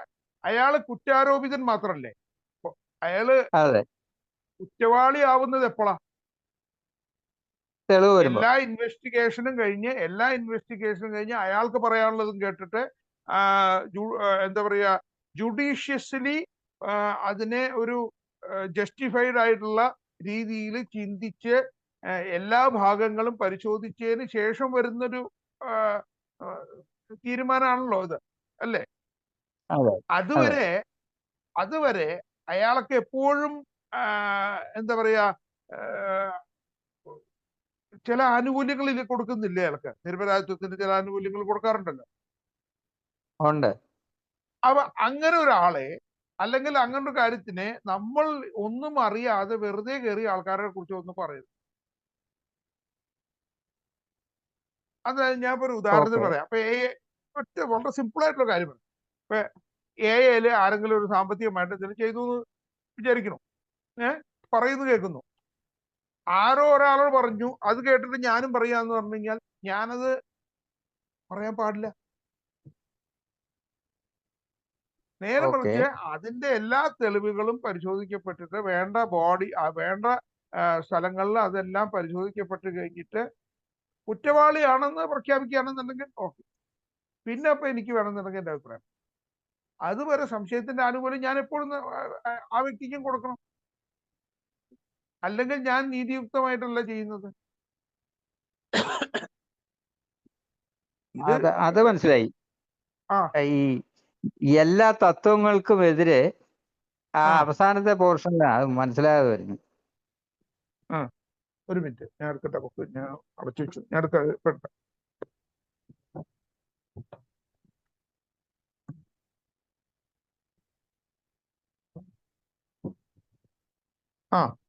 പറയൂ സാർ, പറയൂ. എല്ലാ അറിവുകൾക്കുമെതിരെ ഒരു തത്വമുണ്ട്. എല്ലാ അറിവുകൾക്കും എതിരെ ഒരു തത്വമുണ്ട്. നിയമം ഉണ്ടെന്ന് വെക്കാം നമുക്ക്. ആ തത്വമാണിത്. ഇതിലെന്താ പറഞ്ഞത്? There's a principle which is a bar against all information. അറിവ് എന്ന് പറഞ്ഞാൽ ഇവിടെ ജ്ഞാനം എന്നല്ല, ഇൻഫർമേഷൻ. ഇൻഫർമേഷൻ എന്നുള്ളത് ആ ലെവലിൽ എടുക്കാൻ പാടുള്ളൂ. ഇവിടുത്തെ അറിവിന് ഇൻഫർമേഷൻ നമുക്ക് കേട്ടറിവാവാം, എന്താ പറയാ പല രീതിയിലുള്ള അറിവുകൾ കിട്ടുമല്ലോ. വായിച്ചറിവായിരിക്കാം, പലതും ആയിരിക്കാം. നേരിട്ട് നമ്മൾ കണ്ടിട്ട് നമ്മൾ ഒരിക്കലും ഐ വിറ്റ്നസ് അല്ലാതെ ആ ഒരു സംഭവത്തിന് നമ്മൾ കേട്ടറിഞ്ഞു, നമ്മളോട് ആരൊക്കെ പറഞ്ഞു, ഇല്ലെങ്കിൽ നമ്മൾ എവിടെയൊക്കെയോ വായിച്ചു, അങ്ങനെയായിരിക്കാം. മനസ്സിലായില്ലേ? ആ ഒരു ഇൻഫർമേഷൻ എന്നുള്ള ലെവലിൽ അതിനെ കാണാൻ പാടില്ല. അപ്പൊ അതാണ് എല്ലാ അറിവുകൾക്കും എതിരെ തത്വമുണ്ട്. ഇനിയോ എല്ലാ വാദങ്ങൾക്കും എതിരെ തെളിവുമുണ്ട്, ഇല്ലേ? അതും കറക്റ്റ് അല്ലേ? എന്താ പറയാ ഇംഗ്ലീഷിൽ which is proof against all argument and which cannot fail to keep a man in everlasting ignorance. അതെ, അവിടെ എനിക്ക് മനസ്സിലാത്തത്. ആ ഇഗ്നറൻസ് എന്ന് ഉദ്ദേശിക്കുന്നത് എന്താ? എവർലാസ്റ്റിംഗ് ഇഗ്നറൻസ് എവർലാസ്റ്റിംഗ് ഇഗ്നോറൻസ് എന്ന് പറഞ്ഞു കഴിഞ്ഞാലാണ് ഞാൻ അയാളെ ജഡ്ജ് ചെയ്യാണെന്നുള്ളത് എനിക്ക് തന്നെ അറിയില്ല. ഞാൻ ഒരാളെ ജഡ്ജ് ചെയ്യുമ്പോ ഞാൻ ജസ്റ്റ് ഈ മറ്റുള്ളവരും പലരും പറയുന്ന ആ ആരോപിക്കപ്പെടുന്ന കാര്യം ഞാനും ആരോപിച്ചുകൊണ്ടിരിക്കുകയാണ്. നേരെ മറിച്ച് ഇതിനെയൊക്കെ ചില തെളിവുകൾ ഉണ്ടാവാം. ഞാൻ അയാൾക്ക് സംശയത്തിന്റെ ആനുകൂല്യം കൊടുക്കേണ്ടതാണ്. അറ്റ്ലീസ്റ്റ് ഞാൻ ഈ കാര്യങ്ങൾ കണ്ടതല്ലല്ലോ എന്നുള്ള നിലയ്ക്ക് എനിക്ക് ഞാൻ ശരിക്കും ചിന്തിക്കേണ്ടതാണ്. അത് പക്ഷെ എന്താ പറയാ, അത് അജ്ഞാനത്തിൽ എന്നെ നിലനിർത്തുകയാണ് ഞാൻ മറ്റേ രീതിയിൽ ആരോപിക്കുമ്പോ. മനസ്സിലായില്ലേ സാർക്ക്? അതായത് ഇപ്പോ ഇതിന് സാധാരണഗതിയിൽ നമ്മുടെ നാട്ടിലൊക്കെ കുട്ടിക്കാലം പോലെ പറയുന്ന, ഞാനൊക്കെ കാരണന്മാര് പറഞ്ഞിട്ടുള്ള കാര്യങ്ങൾ, ഒരാളെയും നമ്മൾ കള്ളനെന്ന് മുദ്ര കുത്തരുത്.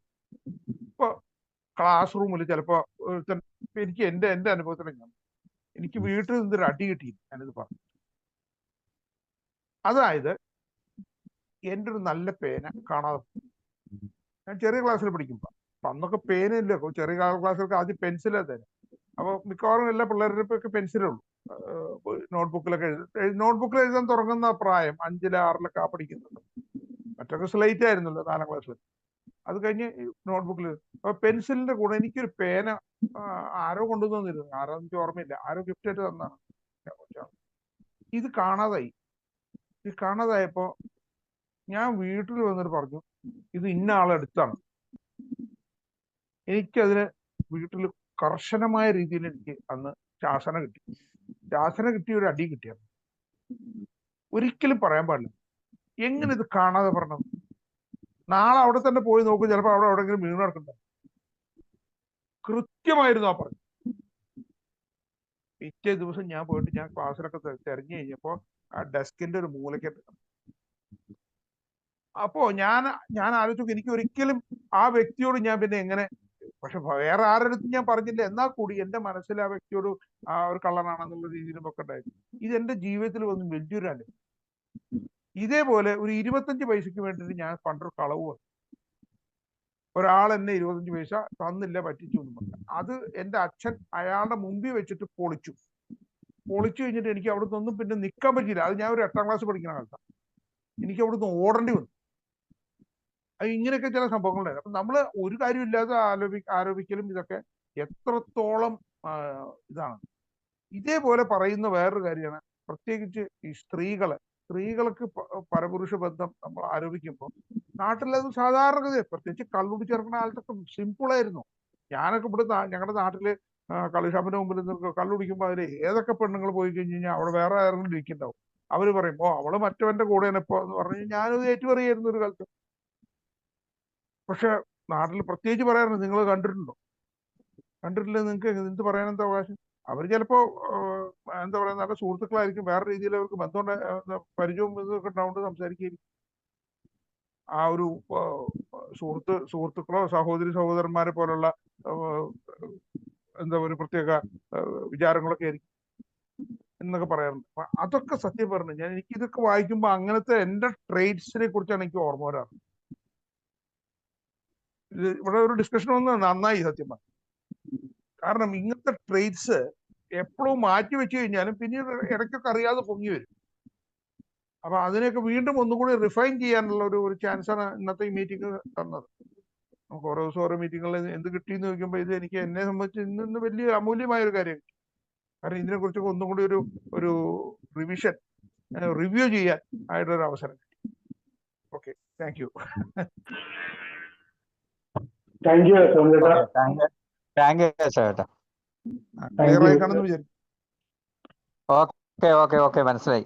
ആരെയും തെളിവില്ലാതെ വിധിക്കരുതെന്ന് അതിന്റെ രത്ന ചുരുക്കം. ജഡ്ജ് ഹിം നോട്ട്, ബൈബിളിക്കൽ വചനം. ആ ജഡ്ജ് നോട്ട്.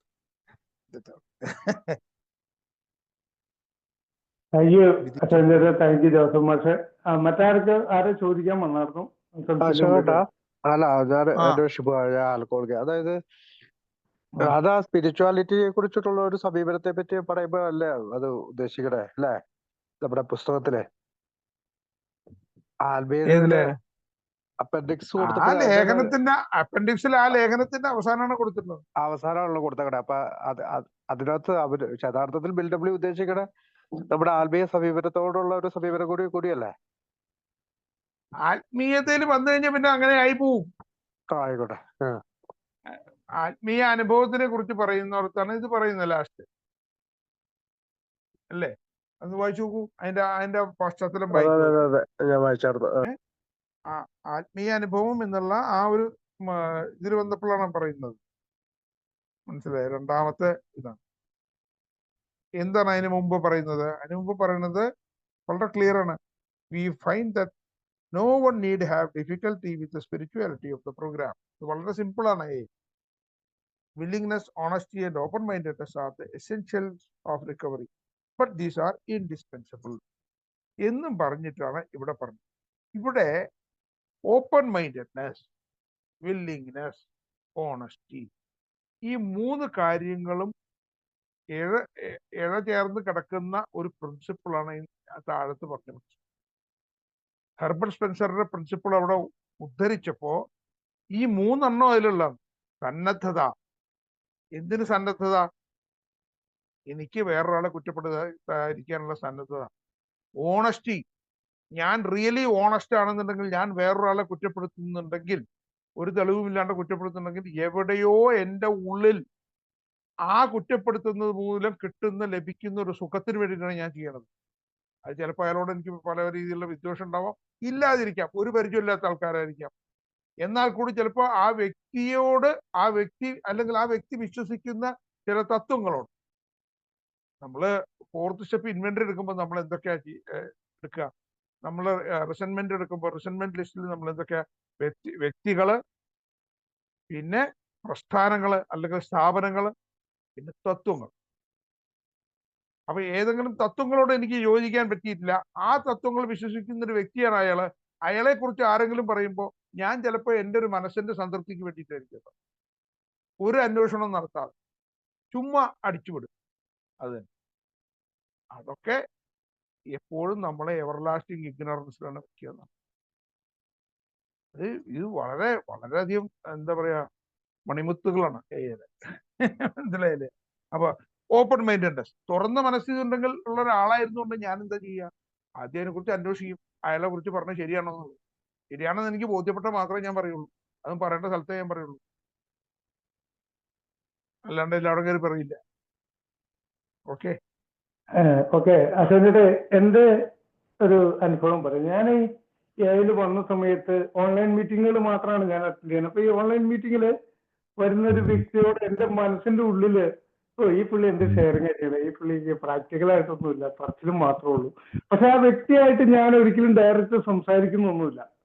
എന്റെ മനസ്സിന്റെ ഉള്ളിൽ തോന്നിയ കാര്യം ആ വ്യക്തിയോട് എന്റെ മനസ്സിനോട് ചെറിയ, പക്ഷെ ആ വ്യക്തിക്ക് തിരിച്ചു ഇഞ്ഞോറുണ്ടായി എന്നുള്ളതാണ്. അത് ഞങ്ങൾ തമ്മിലൊന്നും നേരിട്ട് മിണ്ടിയിട്ടുമില്ല. അത് എനിക്കങ്ങനെ പലപ്പോഴും തോന്നിയിട്ടുണ്ട്. പലരുമായിട്ടും നമ്മള് ഏയിൽ വന്നിട്ട് ചില വ്യക്തികളെ നമുക്ക് ഉൾക്കൊള്ളാൻ ബുദ്ധിമുട്ട് വരുമ്പോൾ ആ വ്യക്തിക്കും, അത് ഡയറക്റ്റ് ഒന്നും ഞങ്ങളൊന്നും സംസാരിക്കുന്നൊന്നുമില്ല, പക്ഷെ ആ വ്യക്തിക്കും എന്നെ ഉൾക്കൊള്ളാൻ ബുദ്ധിമുട്ടുള്ളത് പോലെ തോന്നുന്നുണ്ട്. അതെന്താ നമ്മളൊന്ന് സൂചിപ്പിക്കാമോ? ഒന്നും എയുടെ വിഷയമല്ല, അതൊക്കെ സൈക്കോളജിസ്റ്റുകളുടെയും പാരാസൈക്കോളജിയുടെയൊക്കെ വിഷയങ്ങളാണ്. അതൊന്നും ഞാൻ അതിലൊന്നും എക്സ്പെർട്ട് അല്ലാട്ടോ, സോറി. ഞാൻ അതിലൊന്നും എക്സ്പെർട്ട് അല്ല. ഇവിടെ അതൊന്നും അല്ല, നമുക്ക് പാരാസൈക്കോളജിയെ കുറിച്ചൊന്നുമല്ല നമുക്ക് ഇവിടെ ചിന്തിക്കേണ്ടത്. ഒരു പേജ് കൂടി പോവാം അല്ലേ? പറ്റുമോ?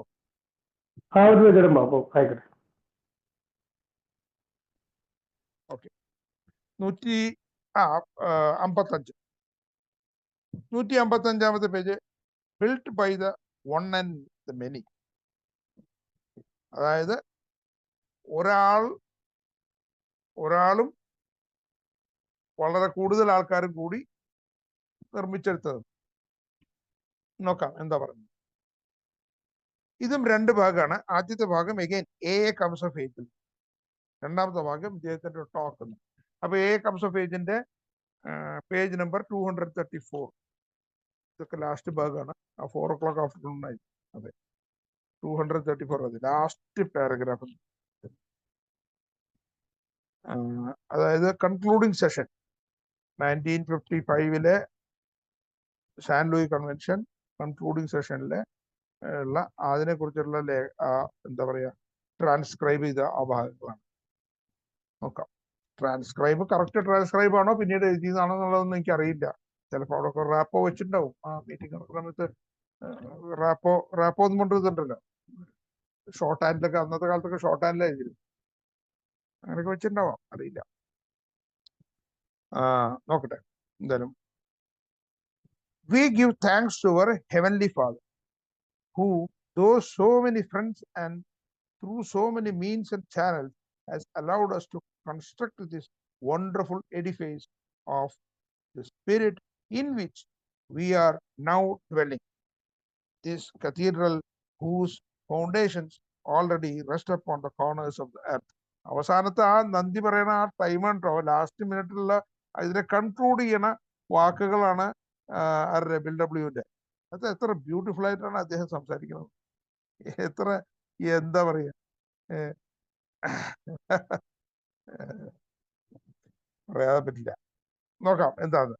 V give thanks to our heavenly father. നമ്മളുടെ ആ സ്വർഗസ്ഥനായ പിതാവിന് നമ്മൾ പറയും. അതായത് ഈശ്വരൻ. Who through so many friends and through so many means and channels has allowed us to construct this wonderful edifice. ഈ മണിമാളികയെ വളരെ ആൾക്കാരിലൂടെയും വളരെ സുഹൃത്തുക്കളിലൂടെയും എന്താ പറയുക, വളരെ പല പല ചാനൽസ് പറഞ്ഞാൽ നമുക്ക് ഹെൽപ്പുകൾ വന്ന ആ മാർഗങ്ങൾ, പല പല മാർഗങ്ങളിൽ കൂടെ ആയിട്ടും ഒക്കെ നമ്മളെ ഇതിനെ അനുവദിച്ചു. എന്തിന്? ഈ വലിയ മണിമാളിക കെട്ടിപ്പൊക്കാനായിട്ട്. wonderful edifice of the Spirit in which we are now dwelling. Edifice of the Spirit. അങ്ങനത്തെ വലിയ മാളിക. എന്തിന്റെ മാളികയാണ്? ആ ആത്മീയതയുടെ ആ മാളിക. ആ ആത്മീയതയുടെ മാളികയിൽ ഇപ്പോൾ നമ്മൾ വസിക്കുന്ന ആ ആത്മീയതയുടെ മാളികയെ കെട്ടിപ്പൊക്കാനായിട്ട് നമ്മളെ പലരും സഹായിച്ചു. പല മാർഗങ്ങളും നമുക്ക് ലഭിച്ചു, പല സഹായങ്ങളും ലഭിച്ചു. അതൊക്കെയാണ് ഉദ്ദേശിക്കുന്നത്. അതിന് വളരെ എന്താ പറയാ, ആലങ്കാരികമായിട്ട് പറയുന്നു അദ്ദേഹം. ഇനിയോ, dwelling. This cathedral whose foundations already rest upon the corners of the earth. അതെ. അപ്പൊ ഈ കത്തീഡ്രൽ എന്ന ദേവാലയം, ഇങ്ങനത്തെ ദേവാലയം അതിന്റെ ലോകത്തിന്റെ മൂലകളിലാണ് അതിന്റെ എന്താ പറയാ ഫൗണ്ടേഷൻ. അപ്പൊ അങ്ങനെ ഭൂമിയുടെ മൂലയിൽ ഫൗണ്ടേഷൻ ഉറപ്പിച്ചിട്ടുള്ള ഈ ഒരു ദേവാലയം, ഈ ദേവാലയം എന്നുള്ള ആ ഒരു സങ്കല്പമാണ്, ഒരു സാങ്കല്പിക ദേവാലയം. ആ ദേവാലയത്തിലെ ഇതിന്റെ കൺസ്ട്രക്ഷൻ, മണിമാളിക പോലെ ഇതിനെ കെട്ടിപ്പൊക്കാനായിട്ട് നമ്മളെ സഹായിച്ചത് ആരൊക്കെയാണ്? ഒന്ന്, വൺ ആൻഡ് മെനി. വൺ ആരാ? ആദ്യം പറഞ്ഞ അവർ ഹെവൻലി ഫാദർ. പിന്നെയോ മെനി എന്ന് പറഞ്ഞാൽ ആരാണ്? ത്രൂ സോ മെനി ഫ്രണ്ട്സ്, നമ്മളുടെ സുഹൃത്തുക്കളെ കണ്ടമാനം. And through so many means and channel, പല മാർഗങ്ങളും പല വഴികളുടെ കൂടെ ആണ് ഇത് സാധിച്ചത്. അപ്പോ ടോട്ടൽ ക്രെഡിറ്റ് BW സഹസ്ഥാപകനാണെങ്കിൽ കൂടി ഇതിന്റെ സകല ക്രെഡിറ്റും എന്നുള്ള ഈ ഒരു ഇതിന്റെ സകല ക്രെഡിറ്റും അദ്ദേഹം മറ്റുള്ളവർക്കാണ് അവിടെ കൊടുക്കുന്നത്.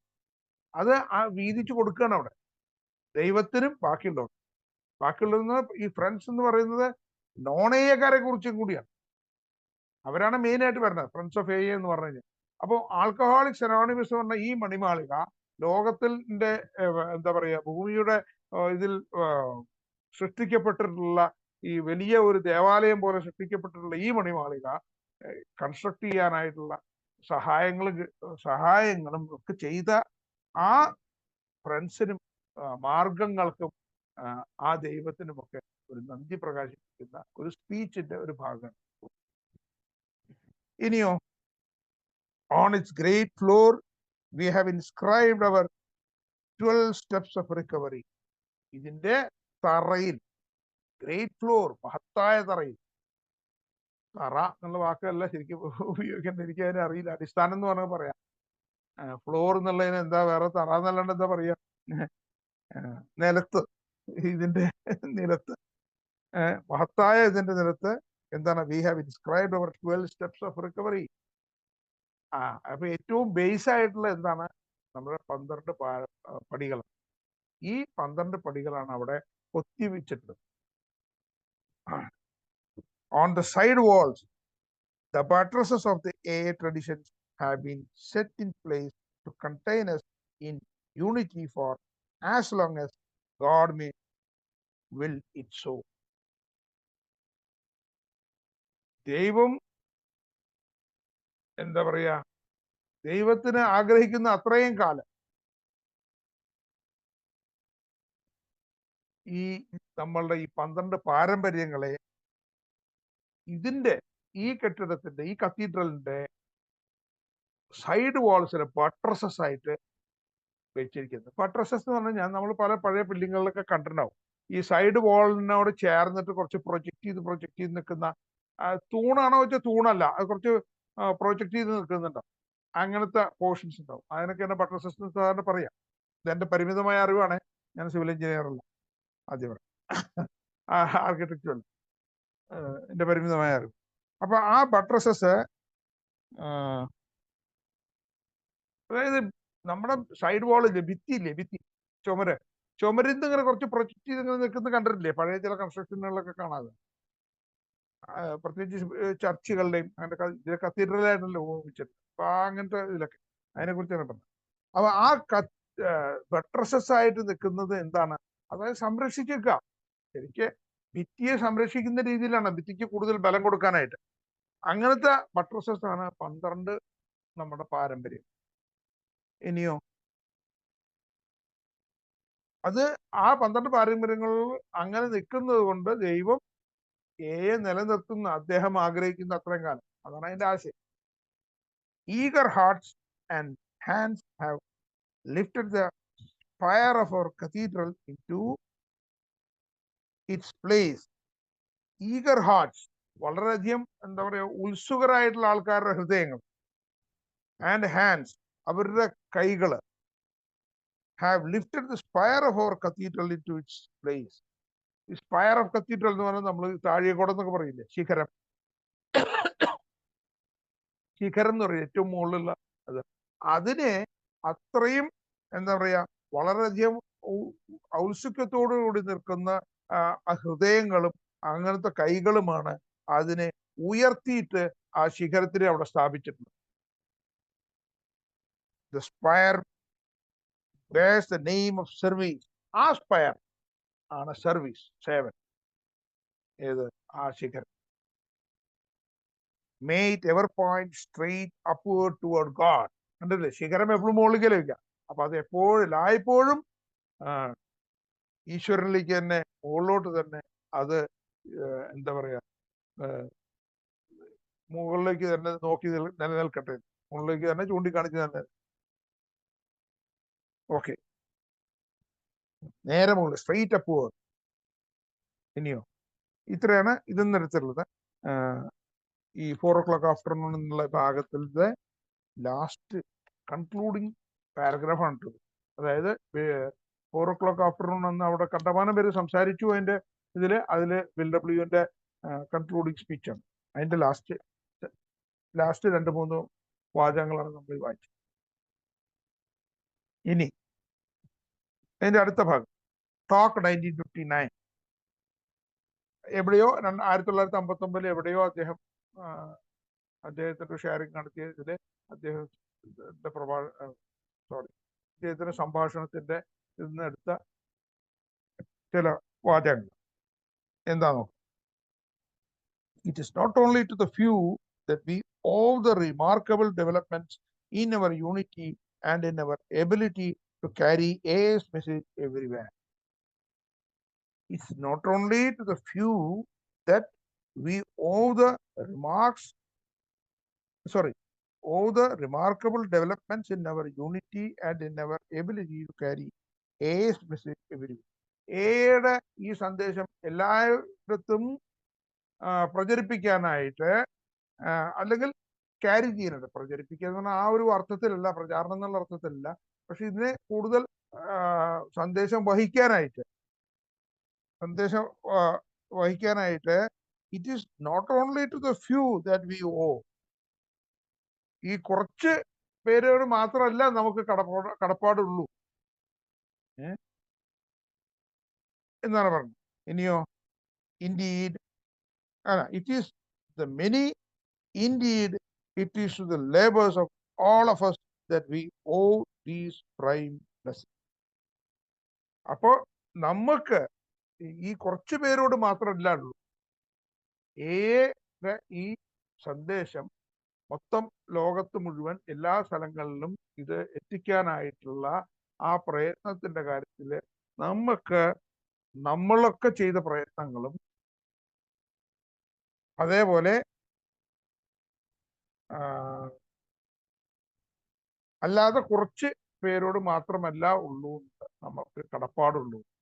നമുക്ക് നമ്മളോട് തന്നെയും കടപ്പാടുണ്ട്. നമ്മൾ ഓരോരുത്തരും ഈ പ്രയത്നം ചെയ്യുന്നുണ്ട്. അപ്പോ built by the one and the many എന്നുള്ളതില് ആ ശിഖരത്തിനെ കുറിച്ച് പറഞ്ഞ സേവനമാണ് ശിഖരം. അതിനെ ഒന്നും കൂടി സാധൂകരിച്ചിട്ട് കുറച്ചും കൂടി ഇത് തന്നെ പറയുന്നത്. നമ്മൾ വിചാരിക്കേണ്ട കുറച്ച് പേര്, അതായത് കുറച്ച് ഫ്രണ്ട്സ് ഓഫ് എ അല്ലെങ്കിൽ എയില് അതാത് സമയത്ത് സേവകരായി വരുന്നവര്, അതായത് സർവീസ് സ്ട്രക്ചറിൽ വരുന്നവര്, അവർ മാത്രമല്ല, നമ്മൾ ഓരോരുത്തർക്കും നമുക്ക് നമ്മളുടെ പ്രയത്നങ്ങൾ അതിലൊക്കെ ഉണ്ട്. നമുക്കൊക്കെ ഓരോരുത്തരും നമ്മളോട് തന്നെ കടപ്പാടുള്ളവരായിരിക്കണം. ഇൻ ടേൺ എയിനോട് കടപ്പാട്, നമ്മുടെ ഗ്രൂപ്പിനോട്. ഇതൊക്കെ ഉണ്ടാവണമെന്നുണ്ടെങ്കിൽ എന്ത് ചെയ്യണം? നമ്മൾ ഇതിലൊക്കെ പങ്കെടുക്കണം. വെരി സിമ്പിളാണ്. നമ്മൾ പോവാതിരുന്നിട്ട് മീറ്റിങ്ങിന് പോകാതിരുന്നിട്ട് സാധാരണ പറയാറുണ്ട്, മീറ്റിങ്ങിന് പോവാതിരിക്കാൻ പല കാരണങ്ങളും ഉണ്ടാവും. മീറ്റിങ്ങിന് പോകാൻ ആകെ ഒറ്റ കാരണമുണ്ട്, സന്ധിക്ക് ജീവിക്കണം. അത് മാത്രം കാരണം. അപ്പൊ എന്തായാലും ഇത് വളരെ ഗംഭീരമായിട്ട് ഈ ഭാഗങ്ങൾ. ഇനി ഇത് സൂചിപ്പിക്കുന്നത് എന്തൊക്കെയാണെന്ന് നോക്കാം. ഒന്ന്, ഗ്രാറ്റിറ്റ്യൂഡ്, നമ്മുടെ കൃതജ്ഞത. 2, Reliance on HP, Reliance on higher power. എന്താ നമ്മളുടെ വിശ്വാസം, നമ്മൾ തീർച്ചയായിട്ടും ആശ്രയിക്കുക തന്നെയാണ് ചെയ്യുന്നത്. വിശ്വസിക്കുക മാത്രമല്ല, നമ്മളെക്കാൾ വലിയ ഹയർ പവറിൽ നമ്മൾ ആശ്രയിക്കും. പിന്നെ സർവീസ്, സേവനം. പിന്നെ യൂണിറ്റി, ഐക്യം. ഇത്രയും കാര്യങ്ങളാണ് ഇതിൽ പറഞ്ഞിട്ടുള്ളത്. അപ്പോ ഓക്കെ, ചേർക്കാൻ നന്ദി സഞ്ജന. സഞ്ജന ചോദിക്കണം, ആരെങ്കിലും അച്ഛനും പോകുന്നതിന് മുമ്പ് എന്തെങ്കിലും കൂട്ടിച്ചേർക്കാൻ മുമ്പിട്ട് ഒന്ന് കൂട്ടിച്ചേർക്കാം.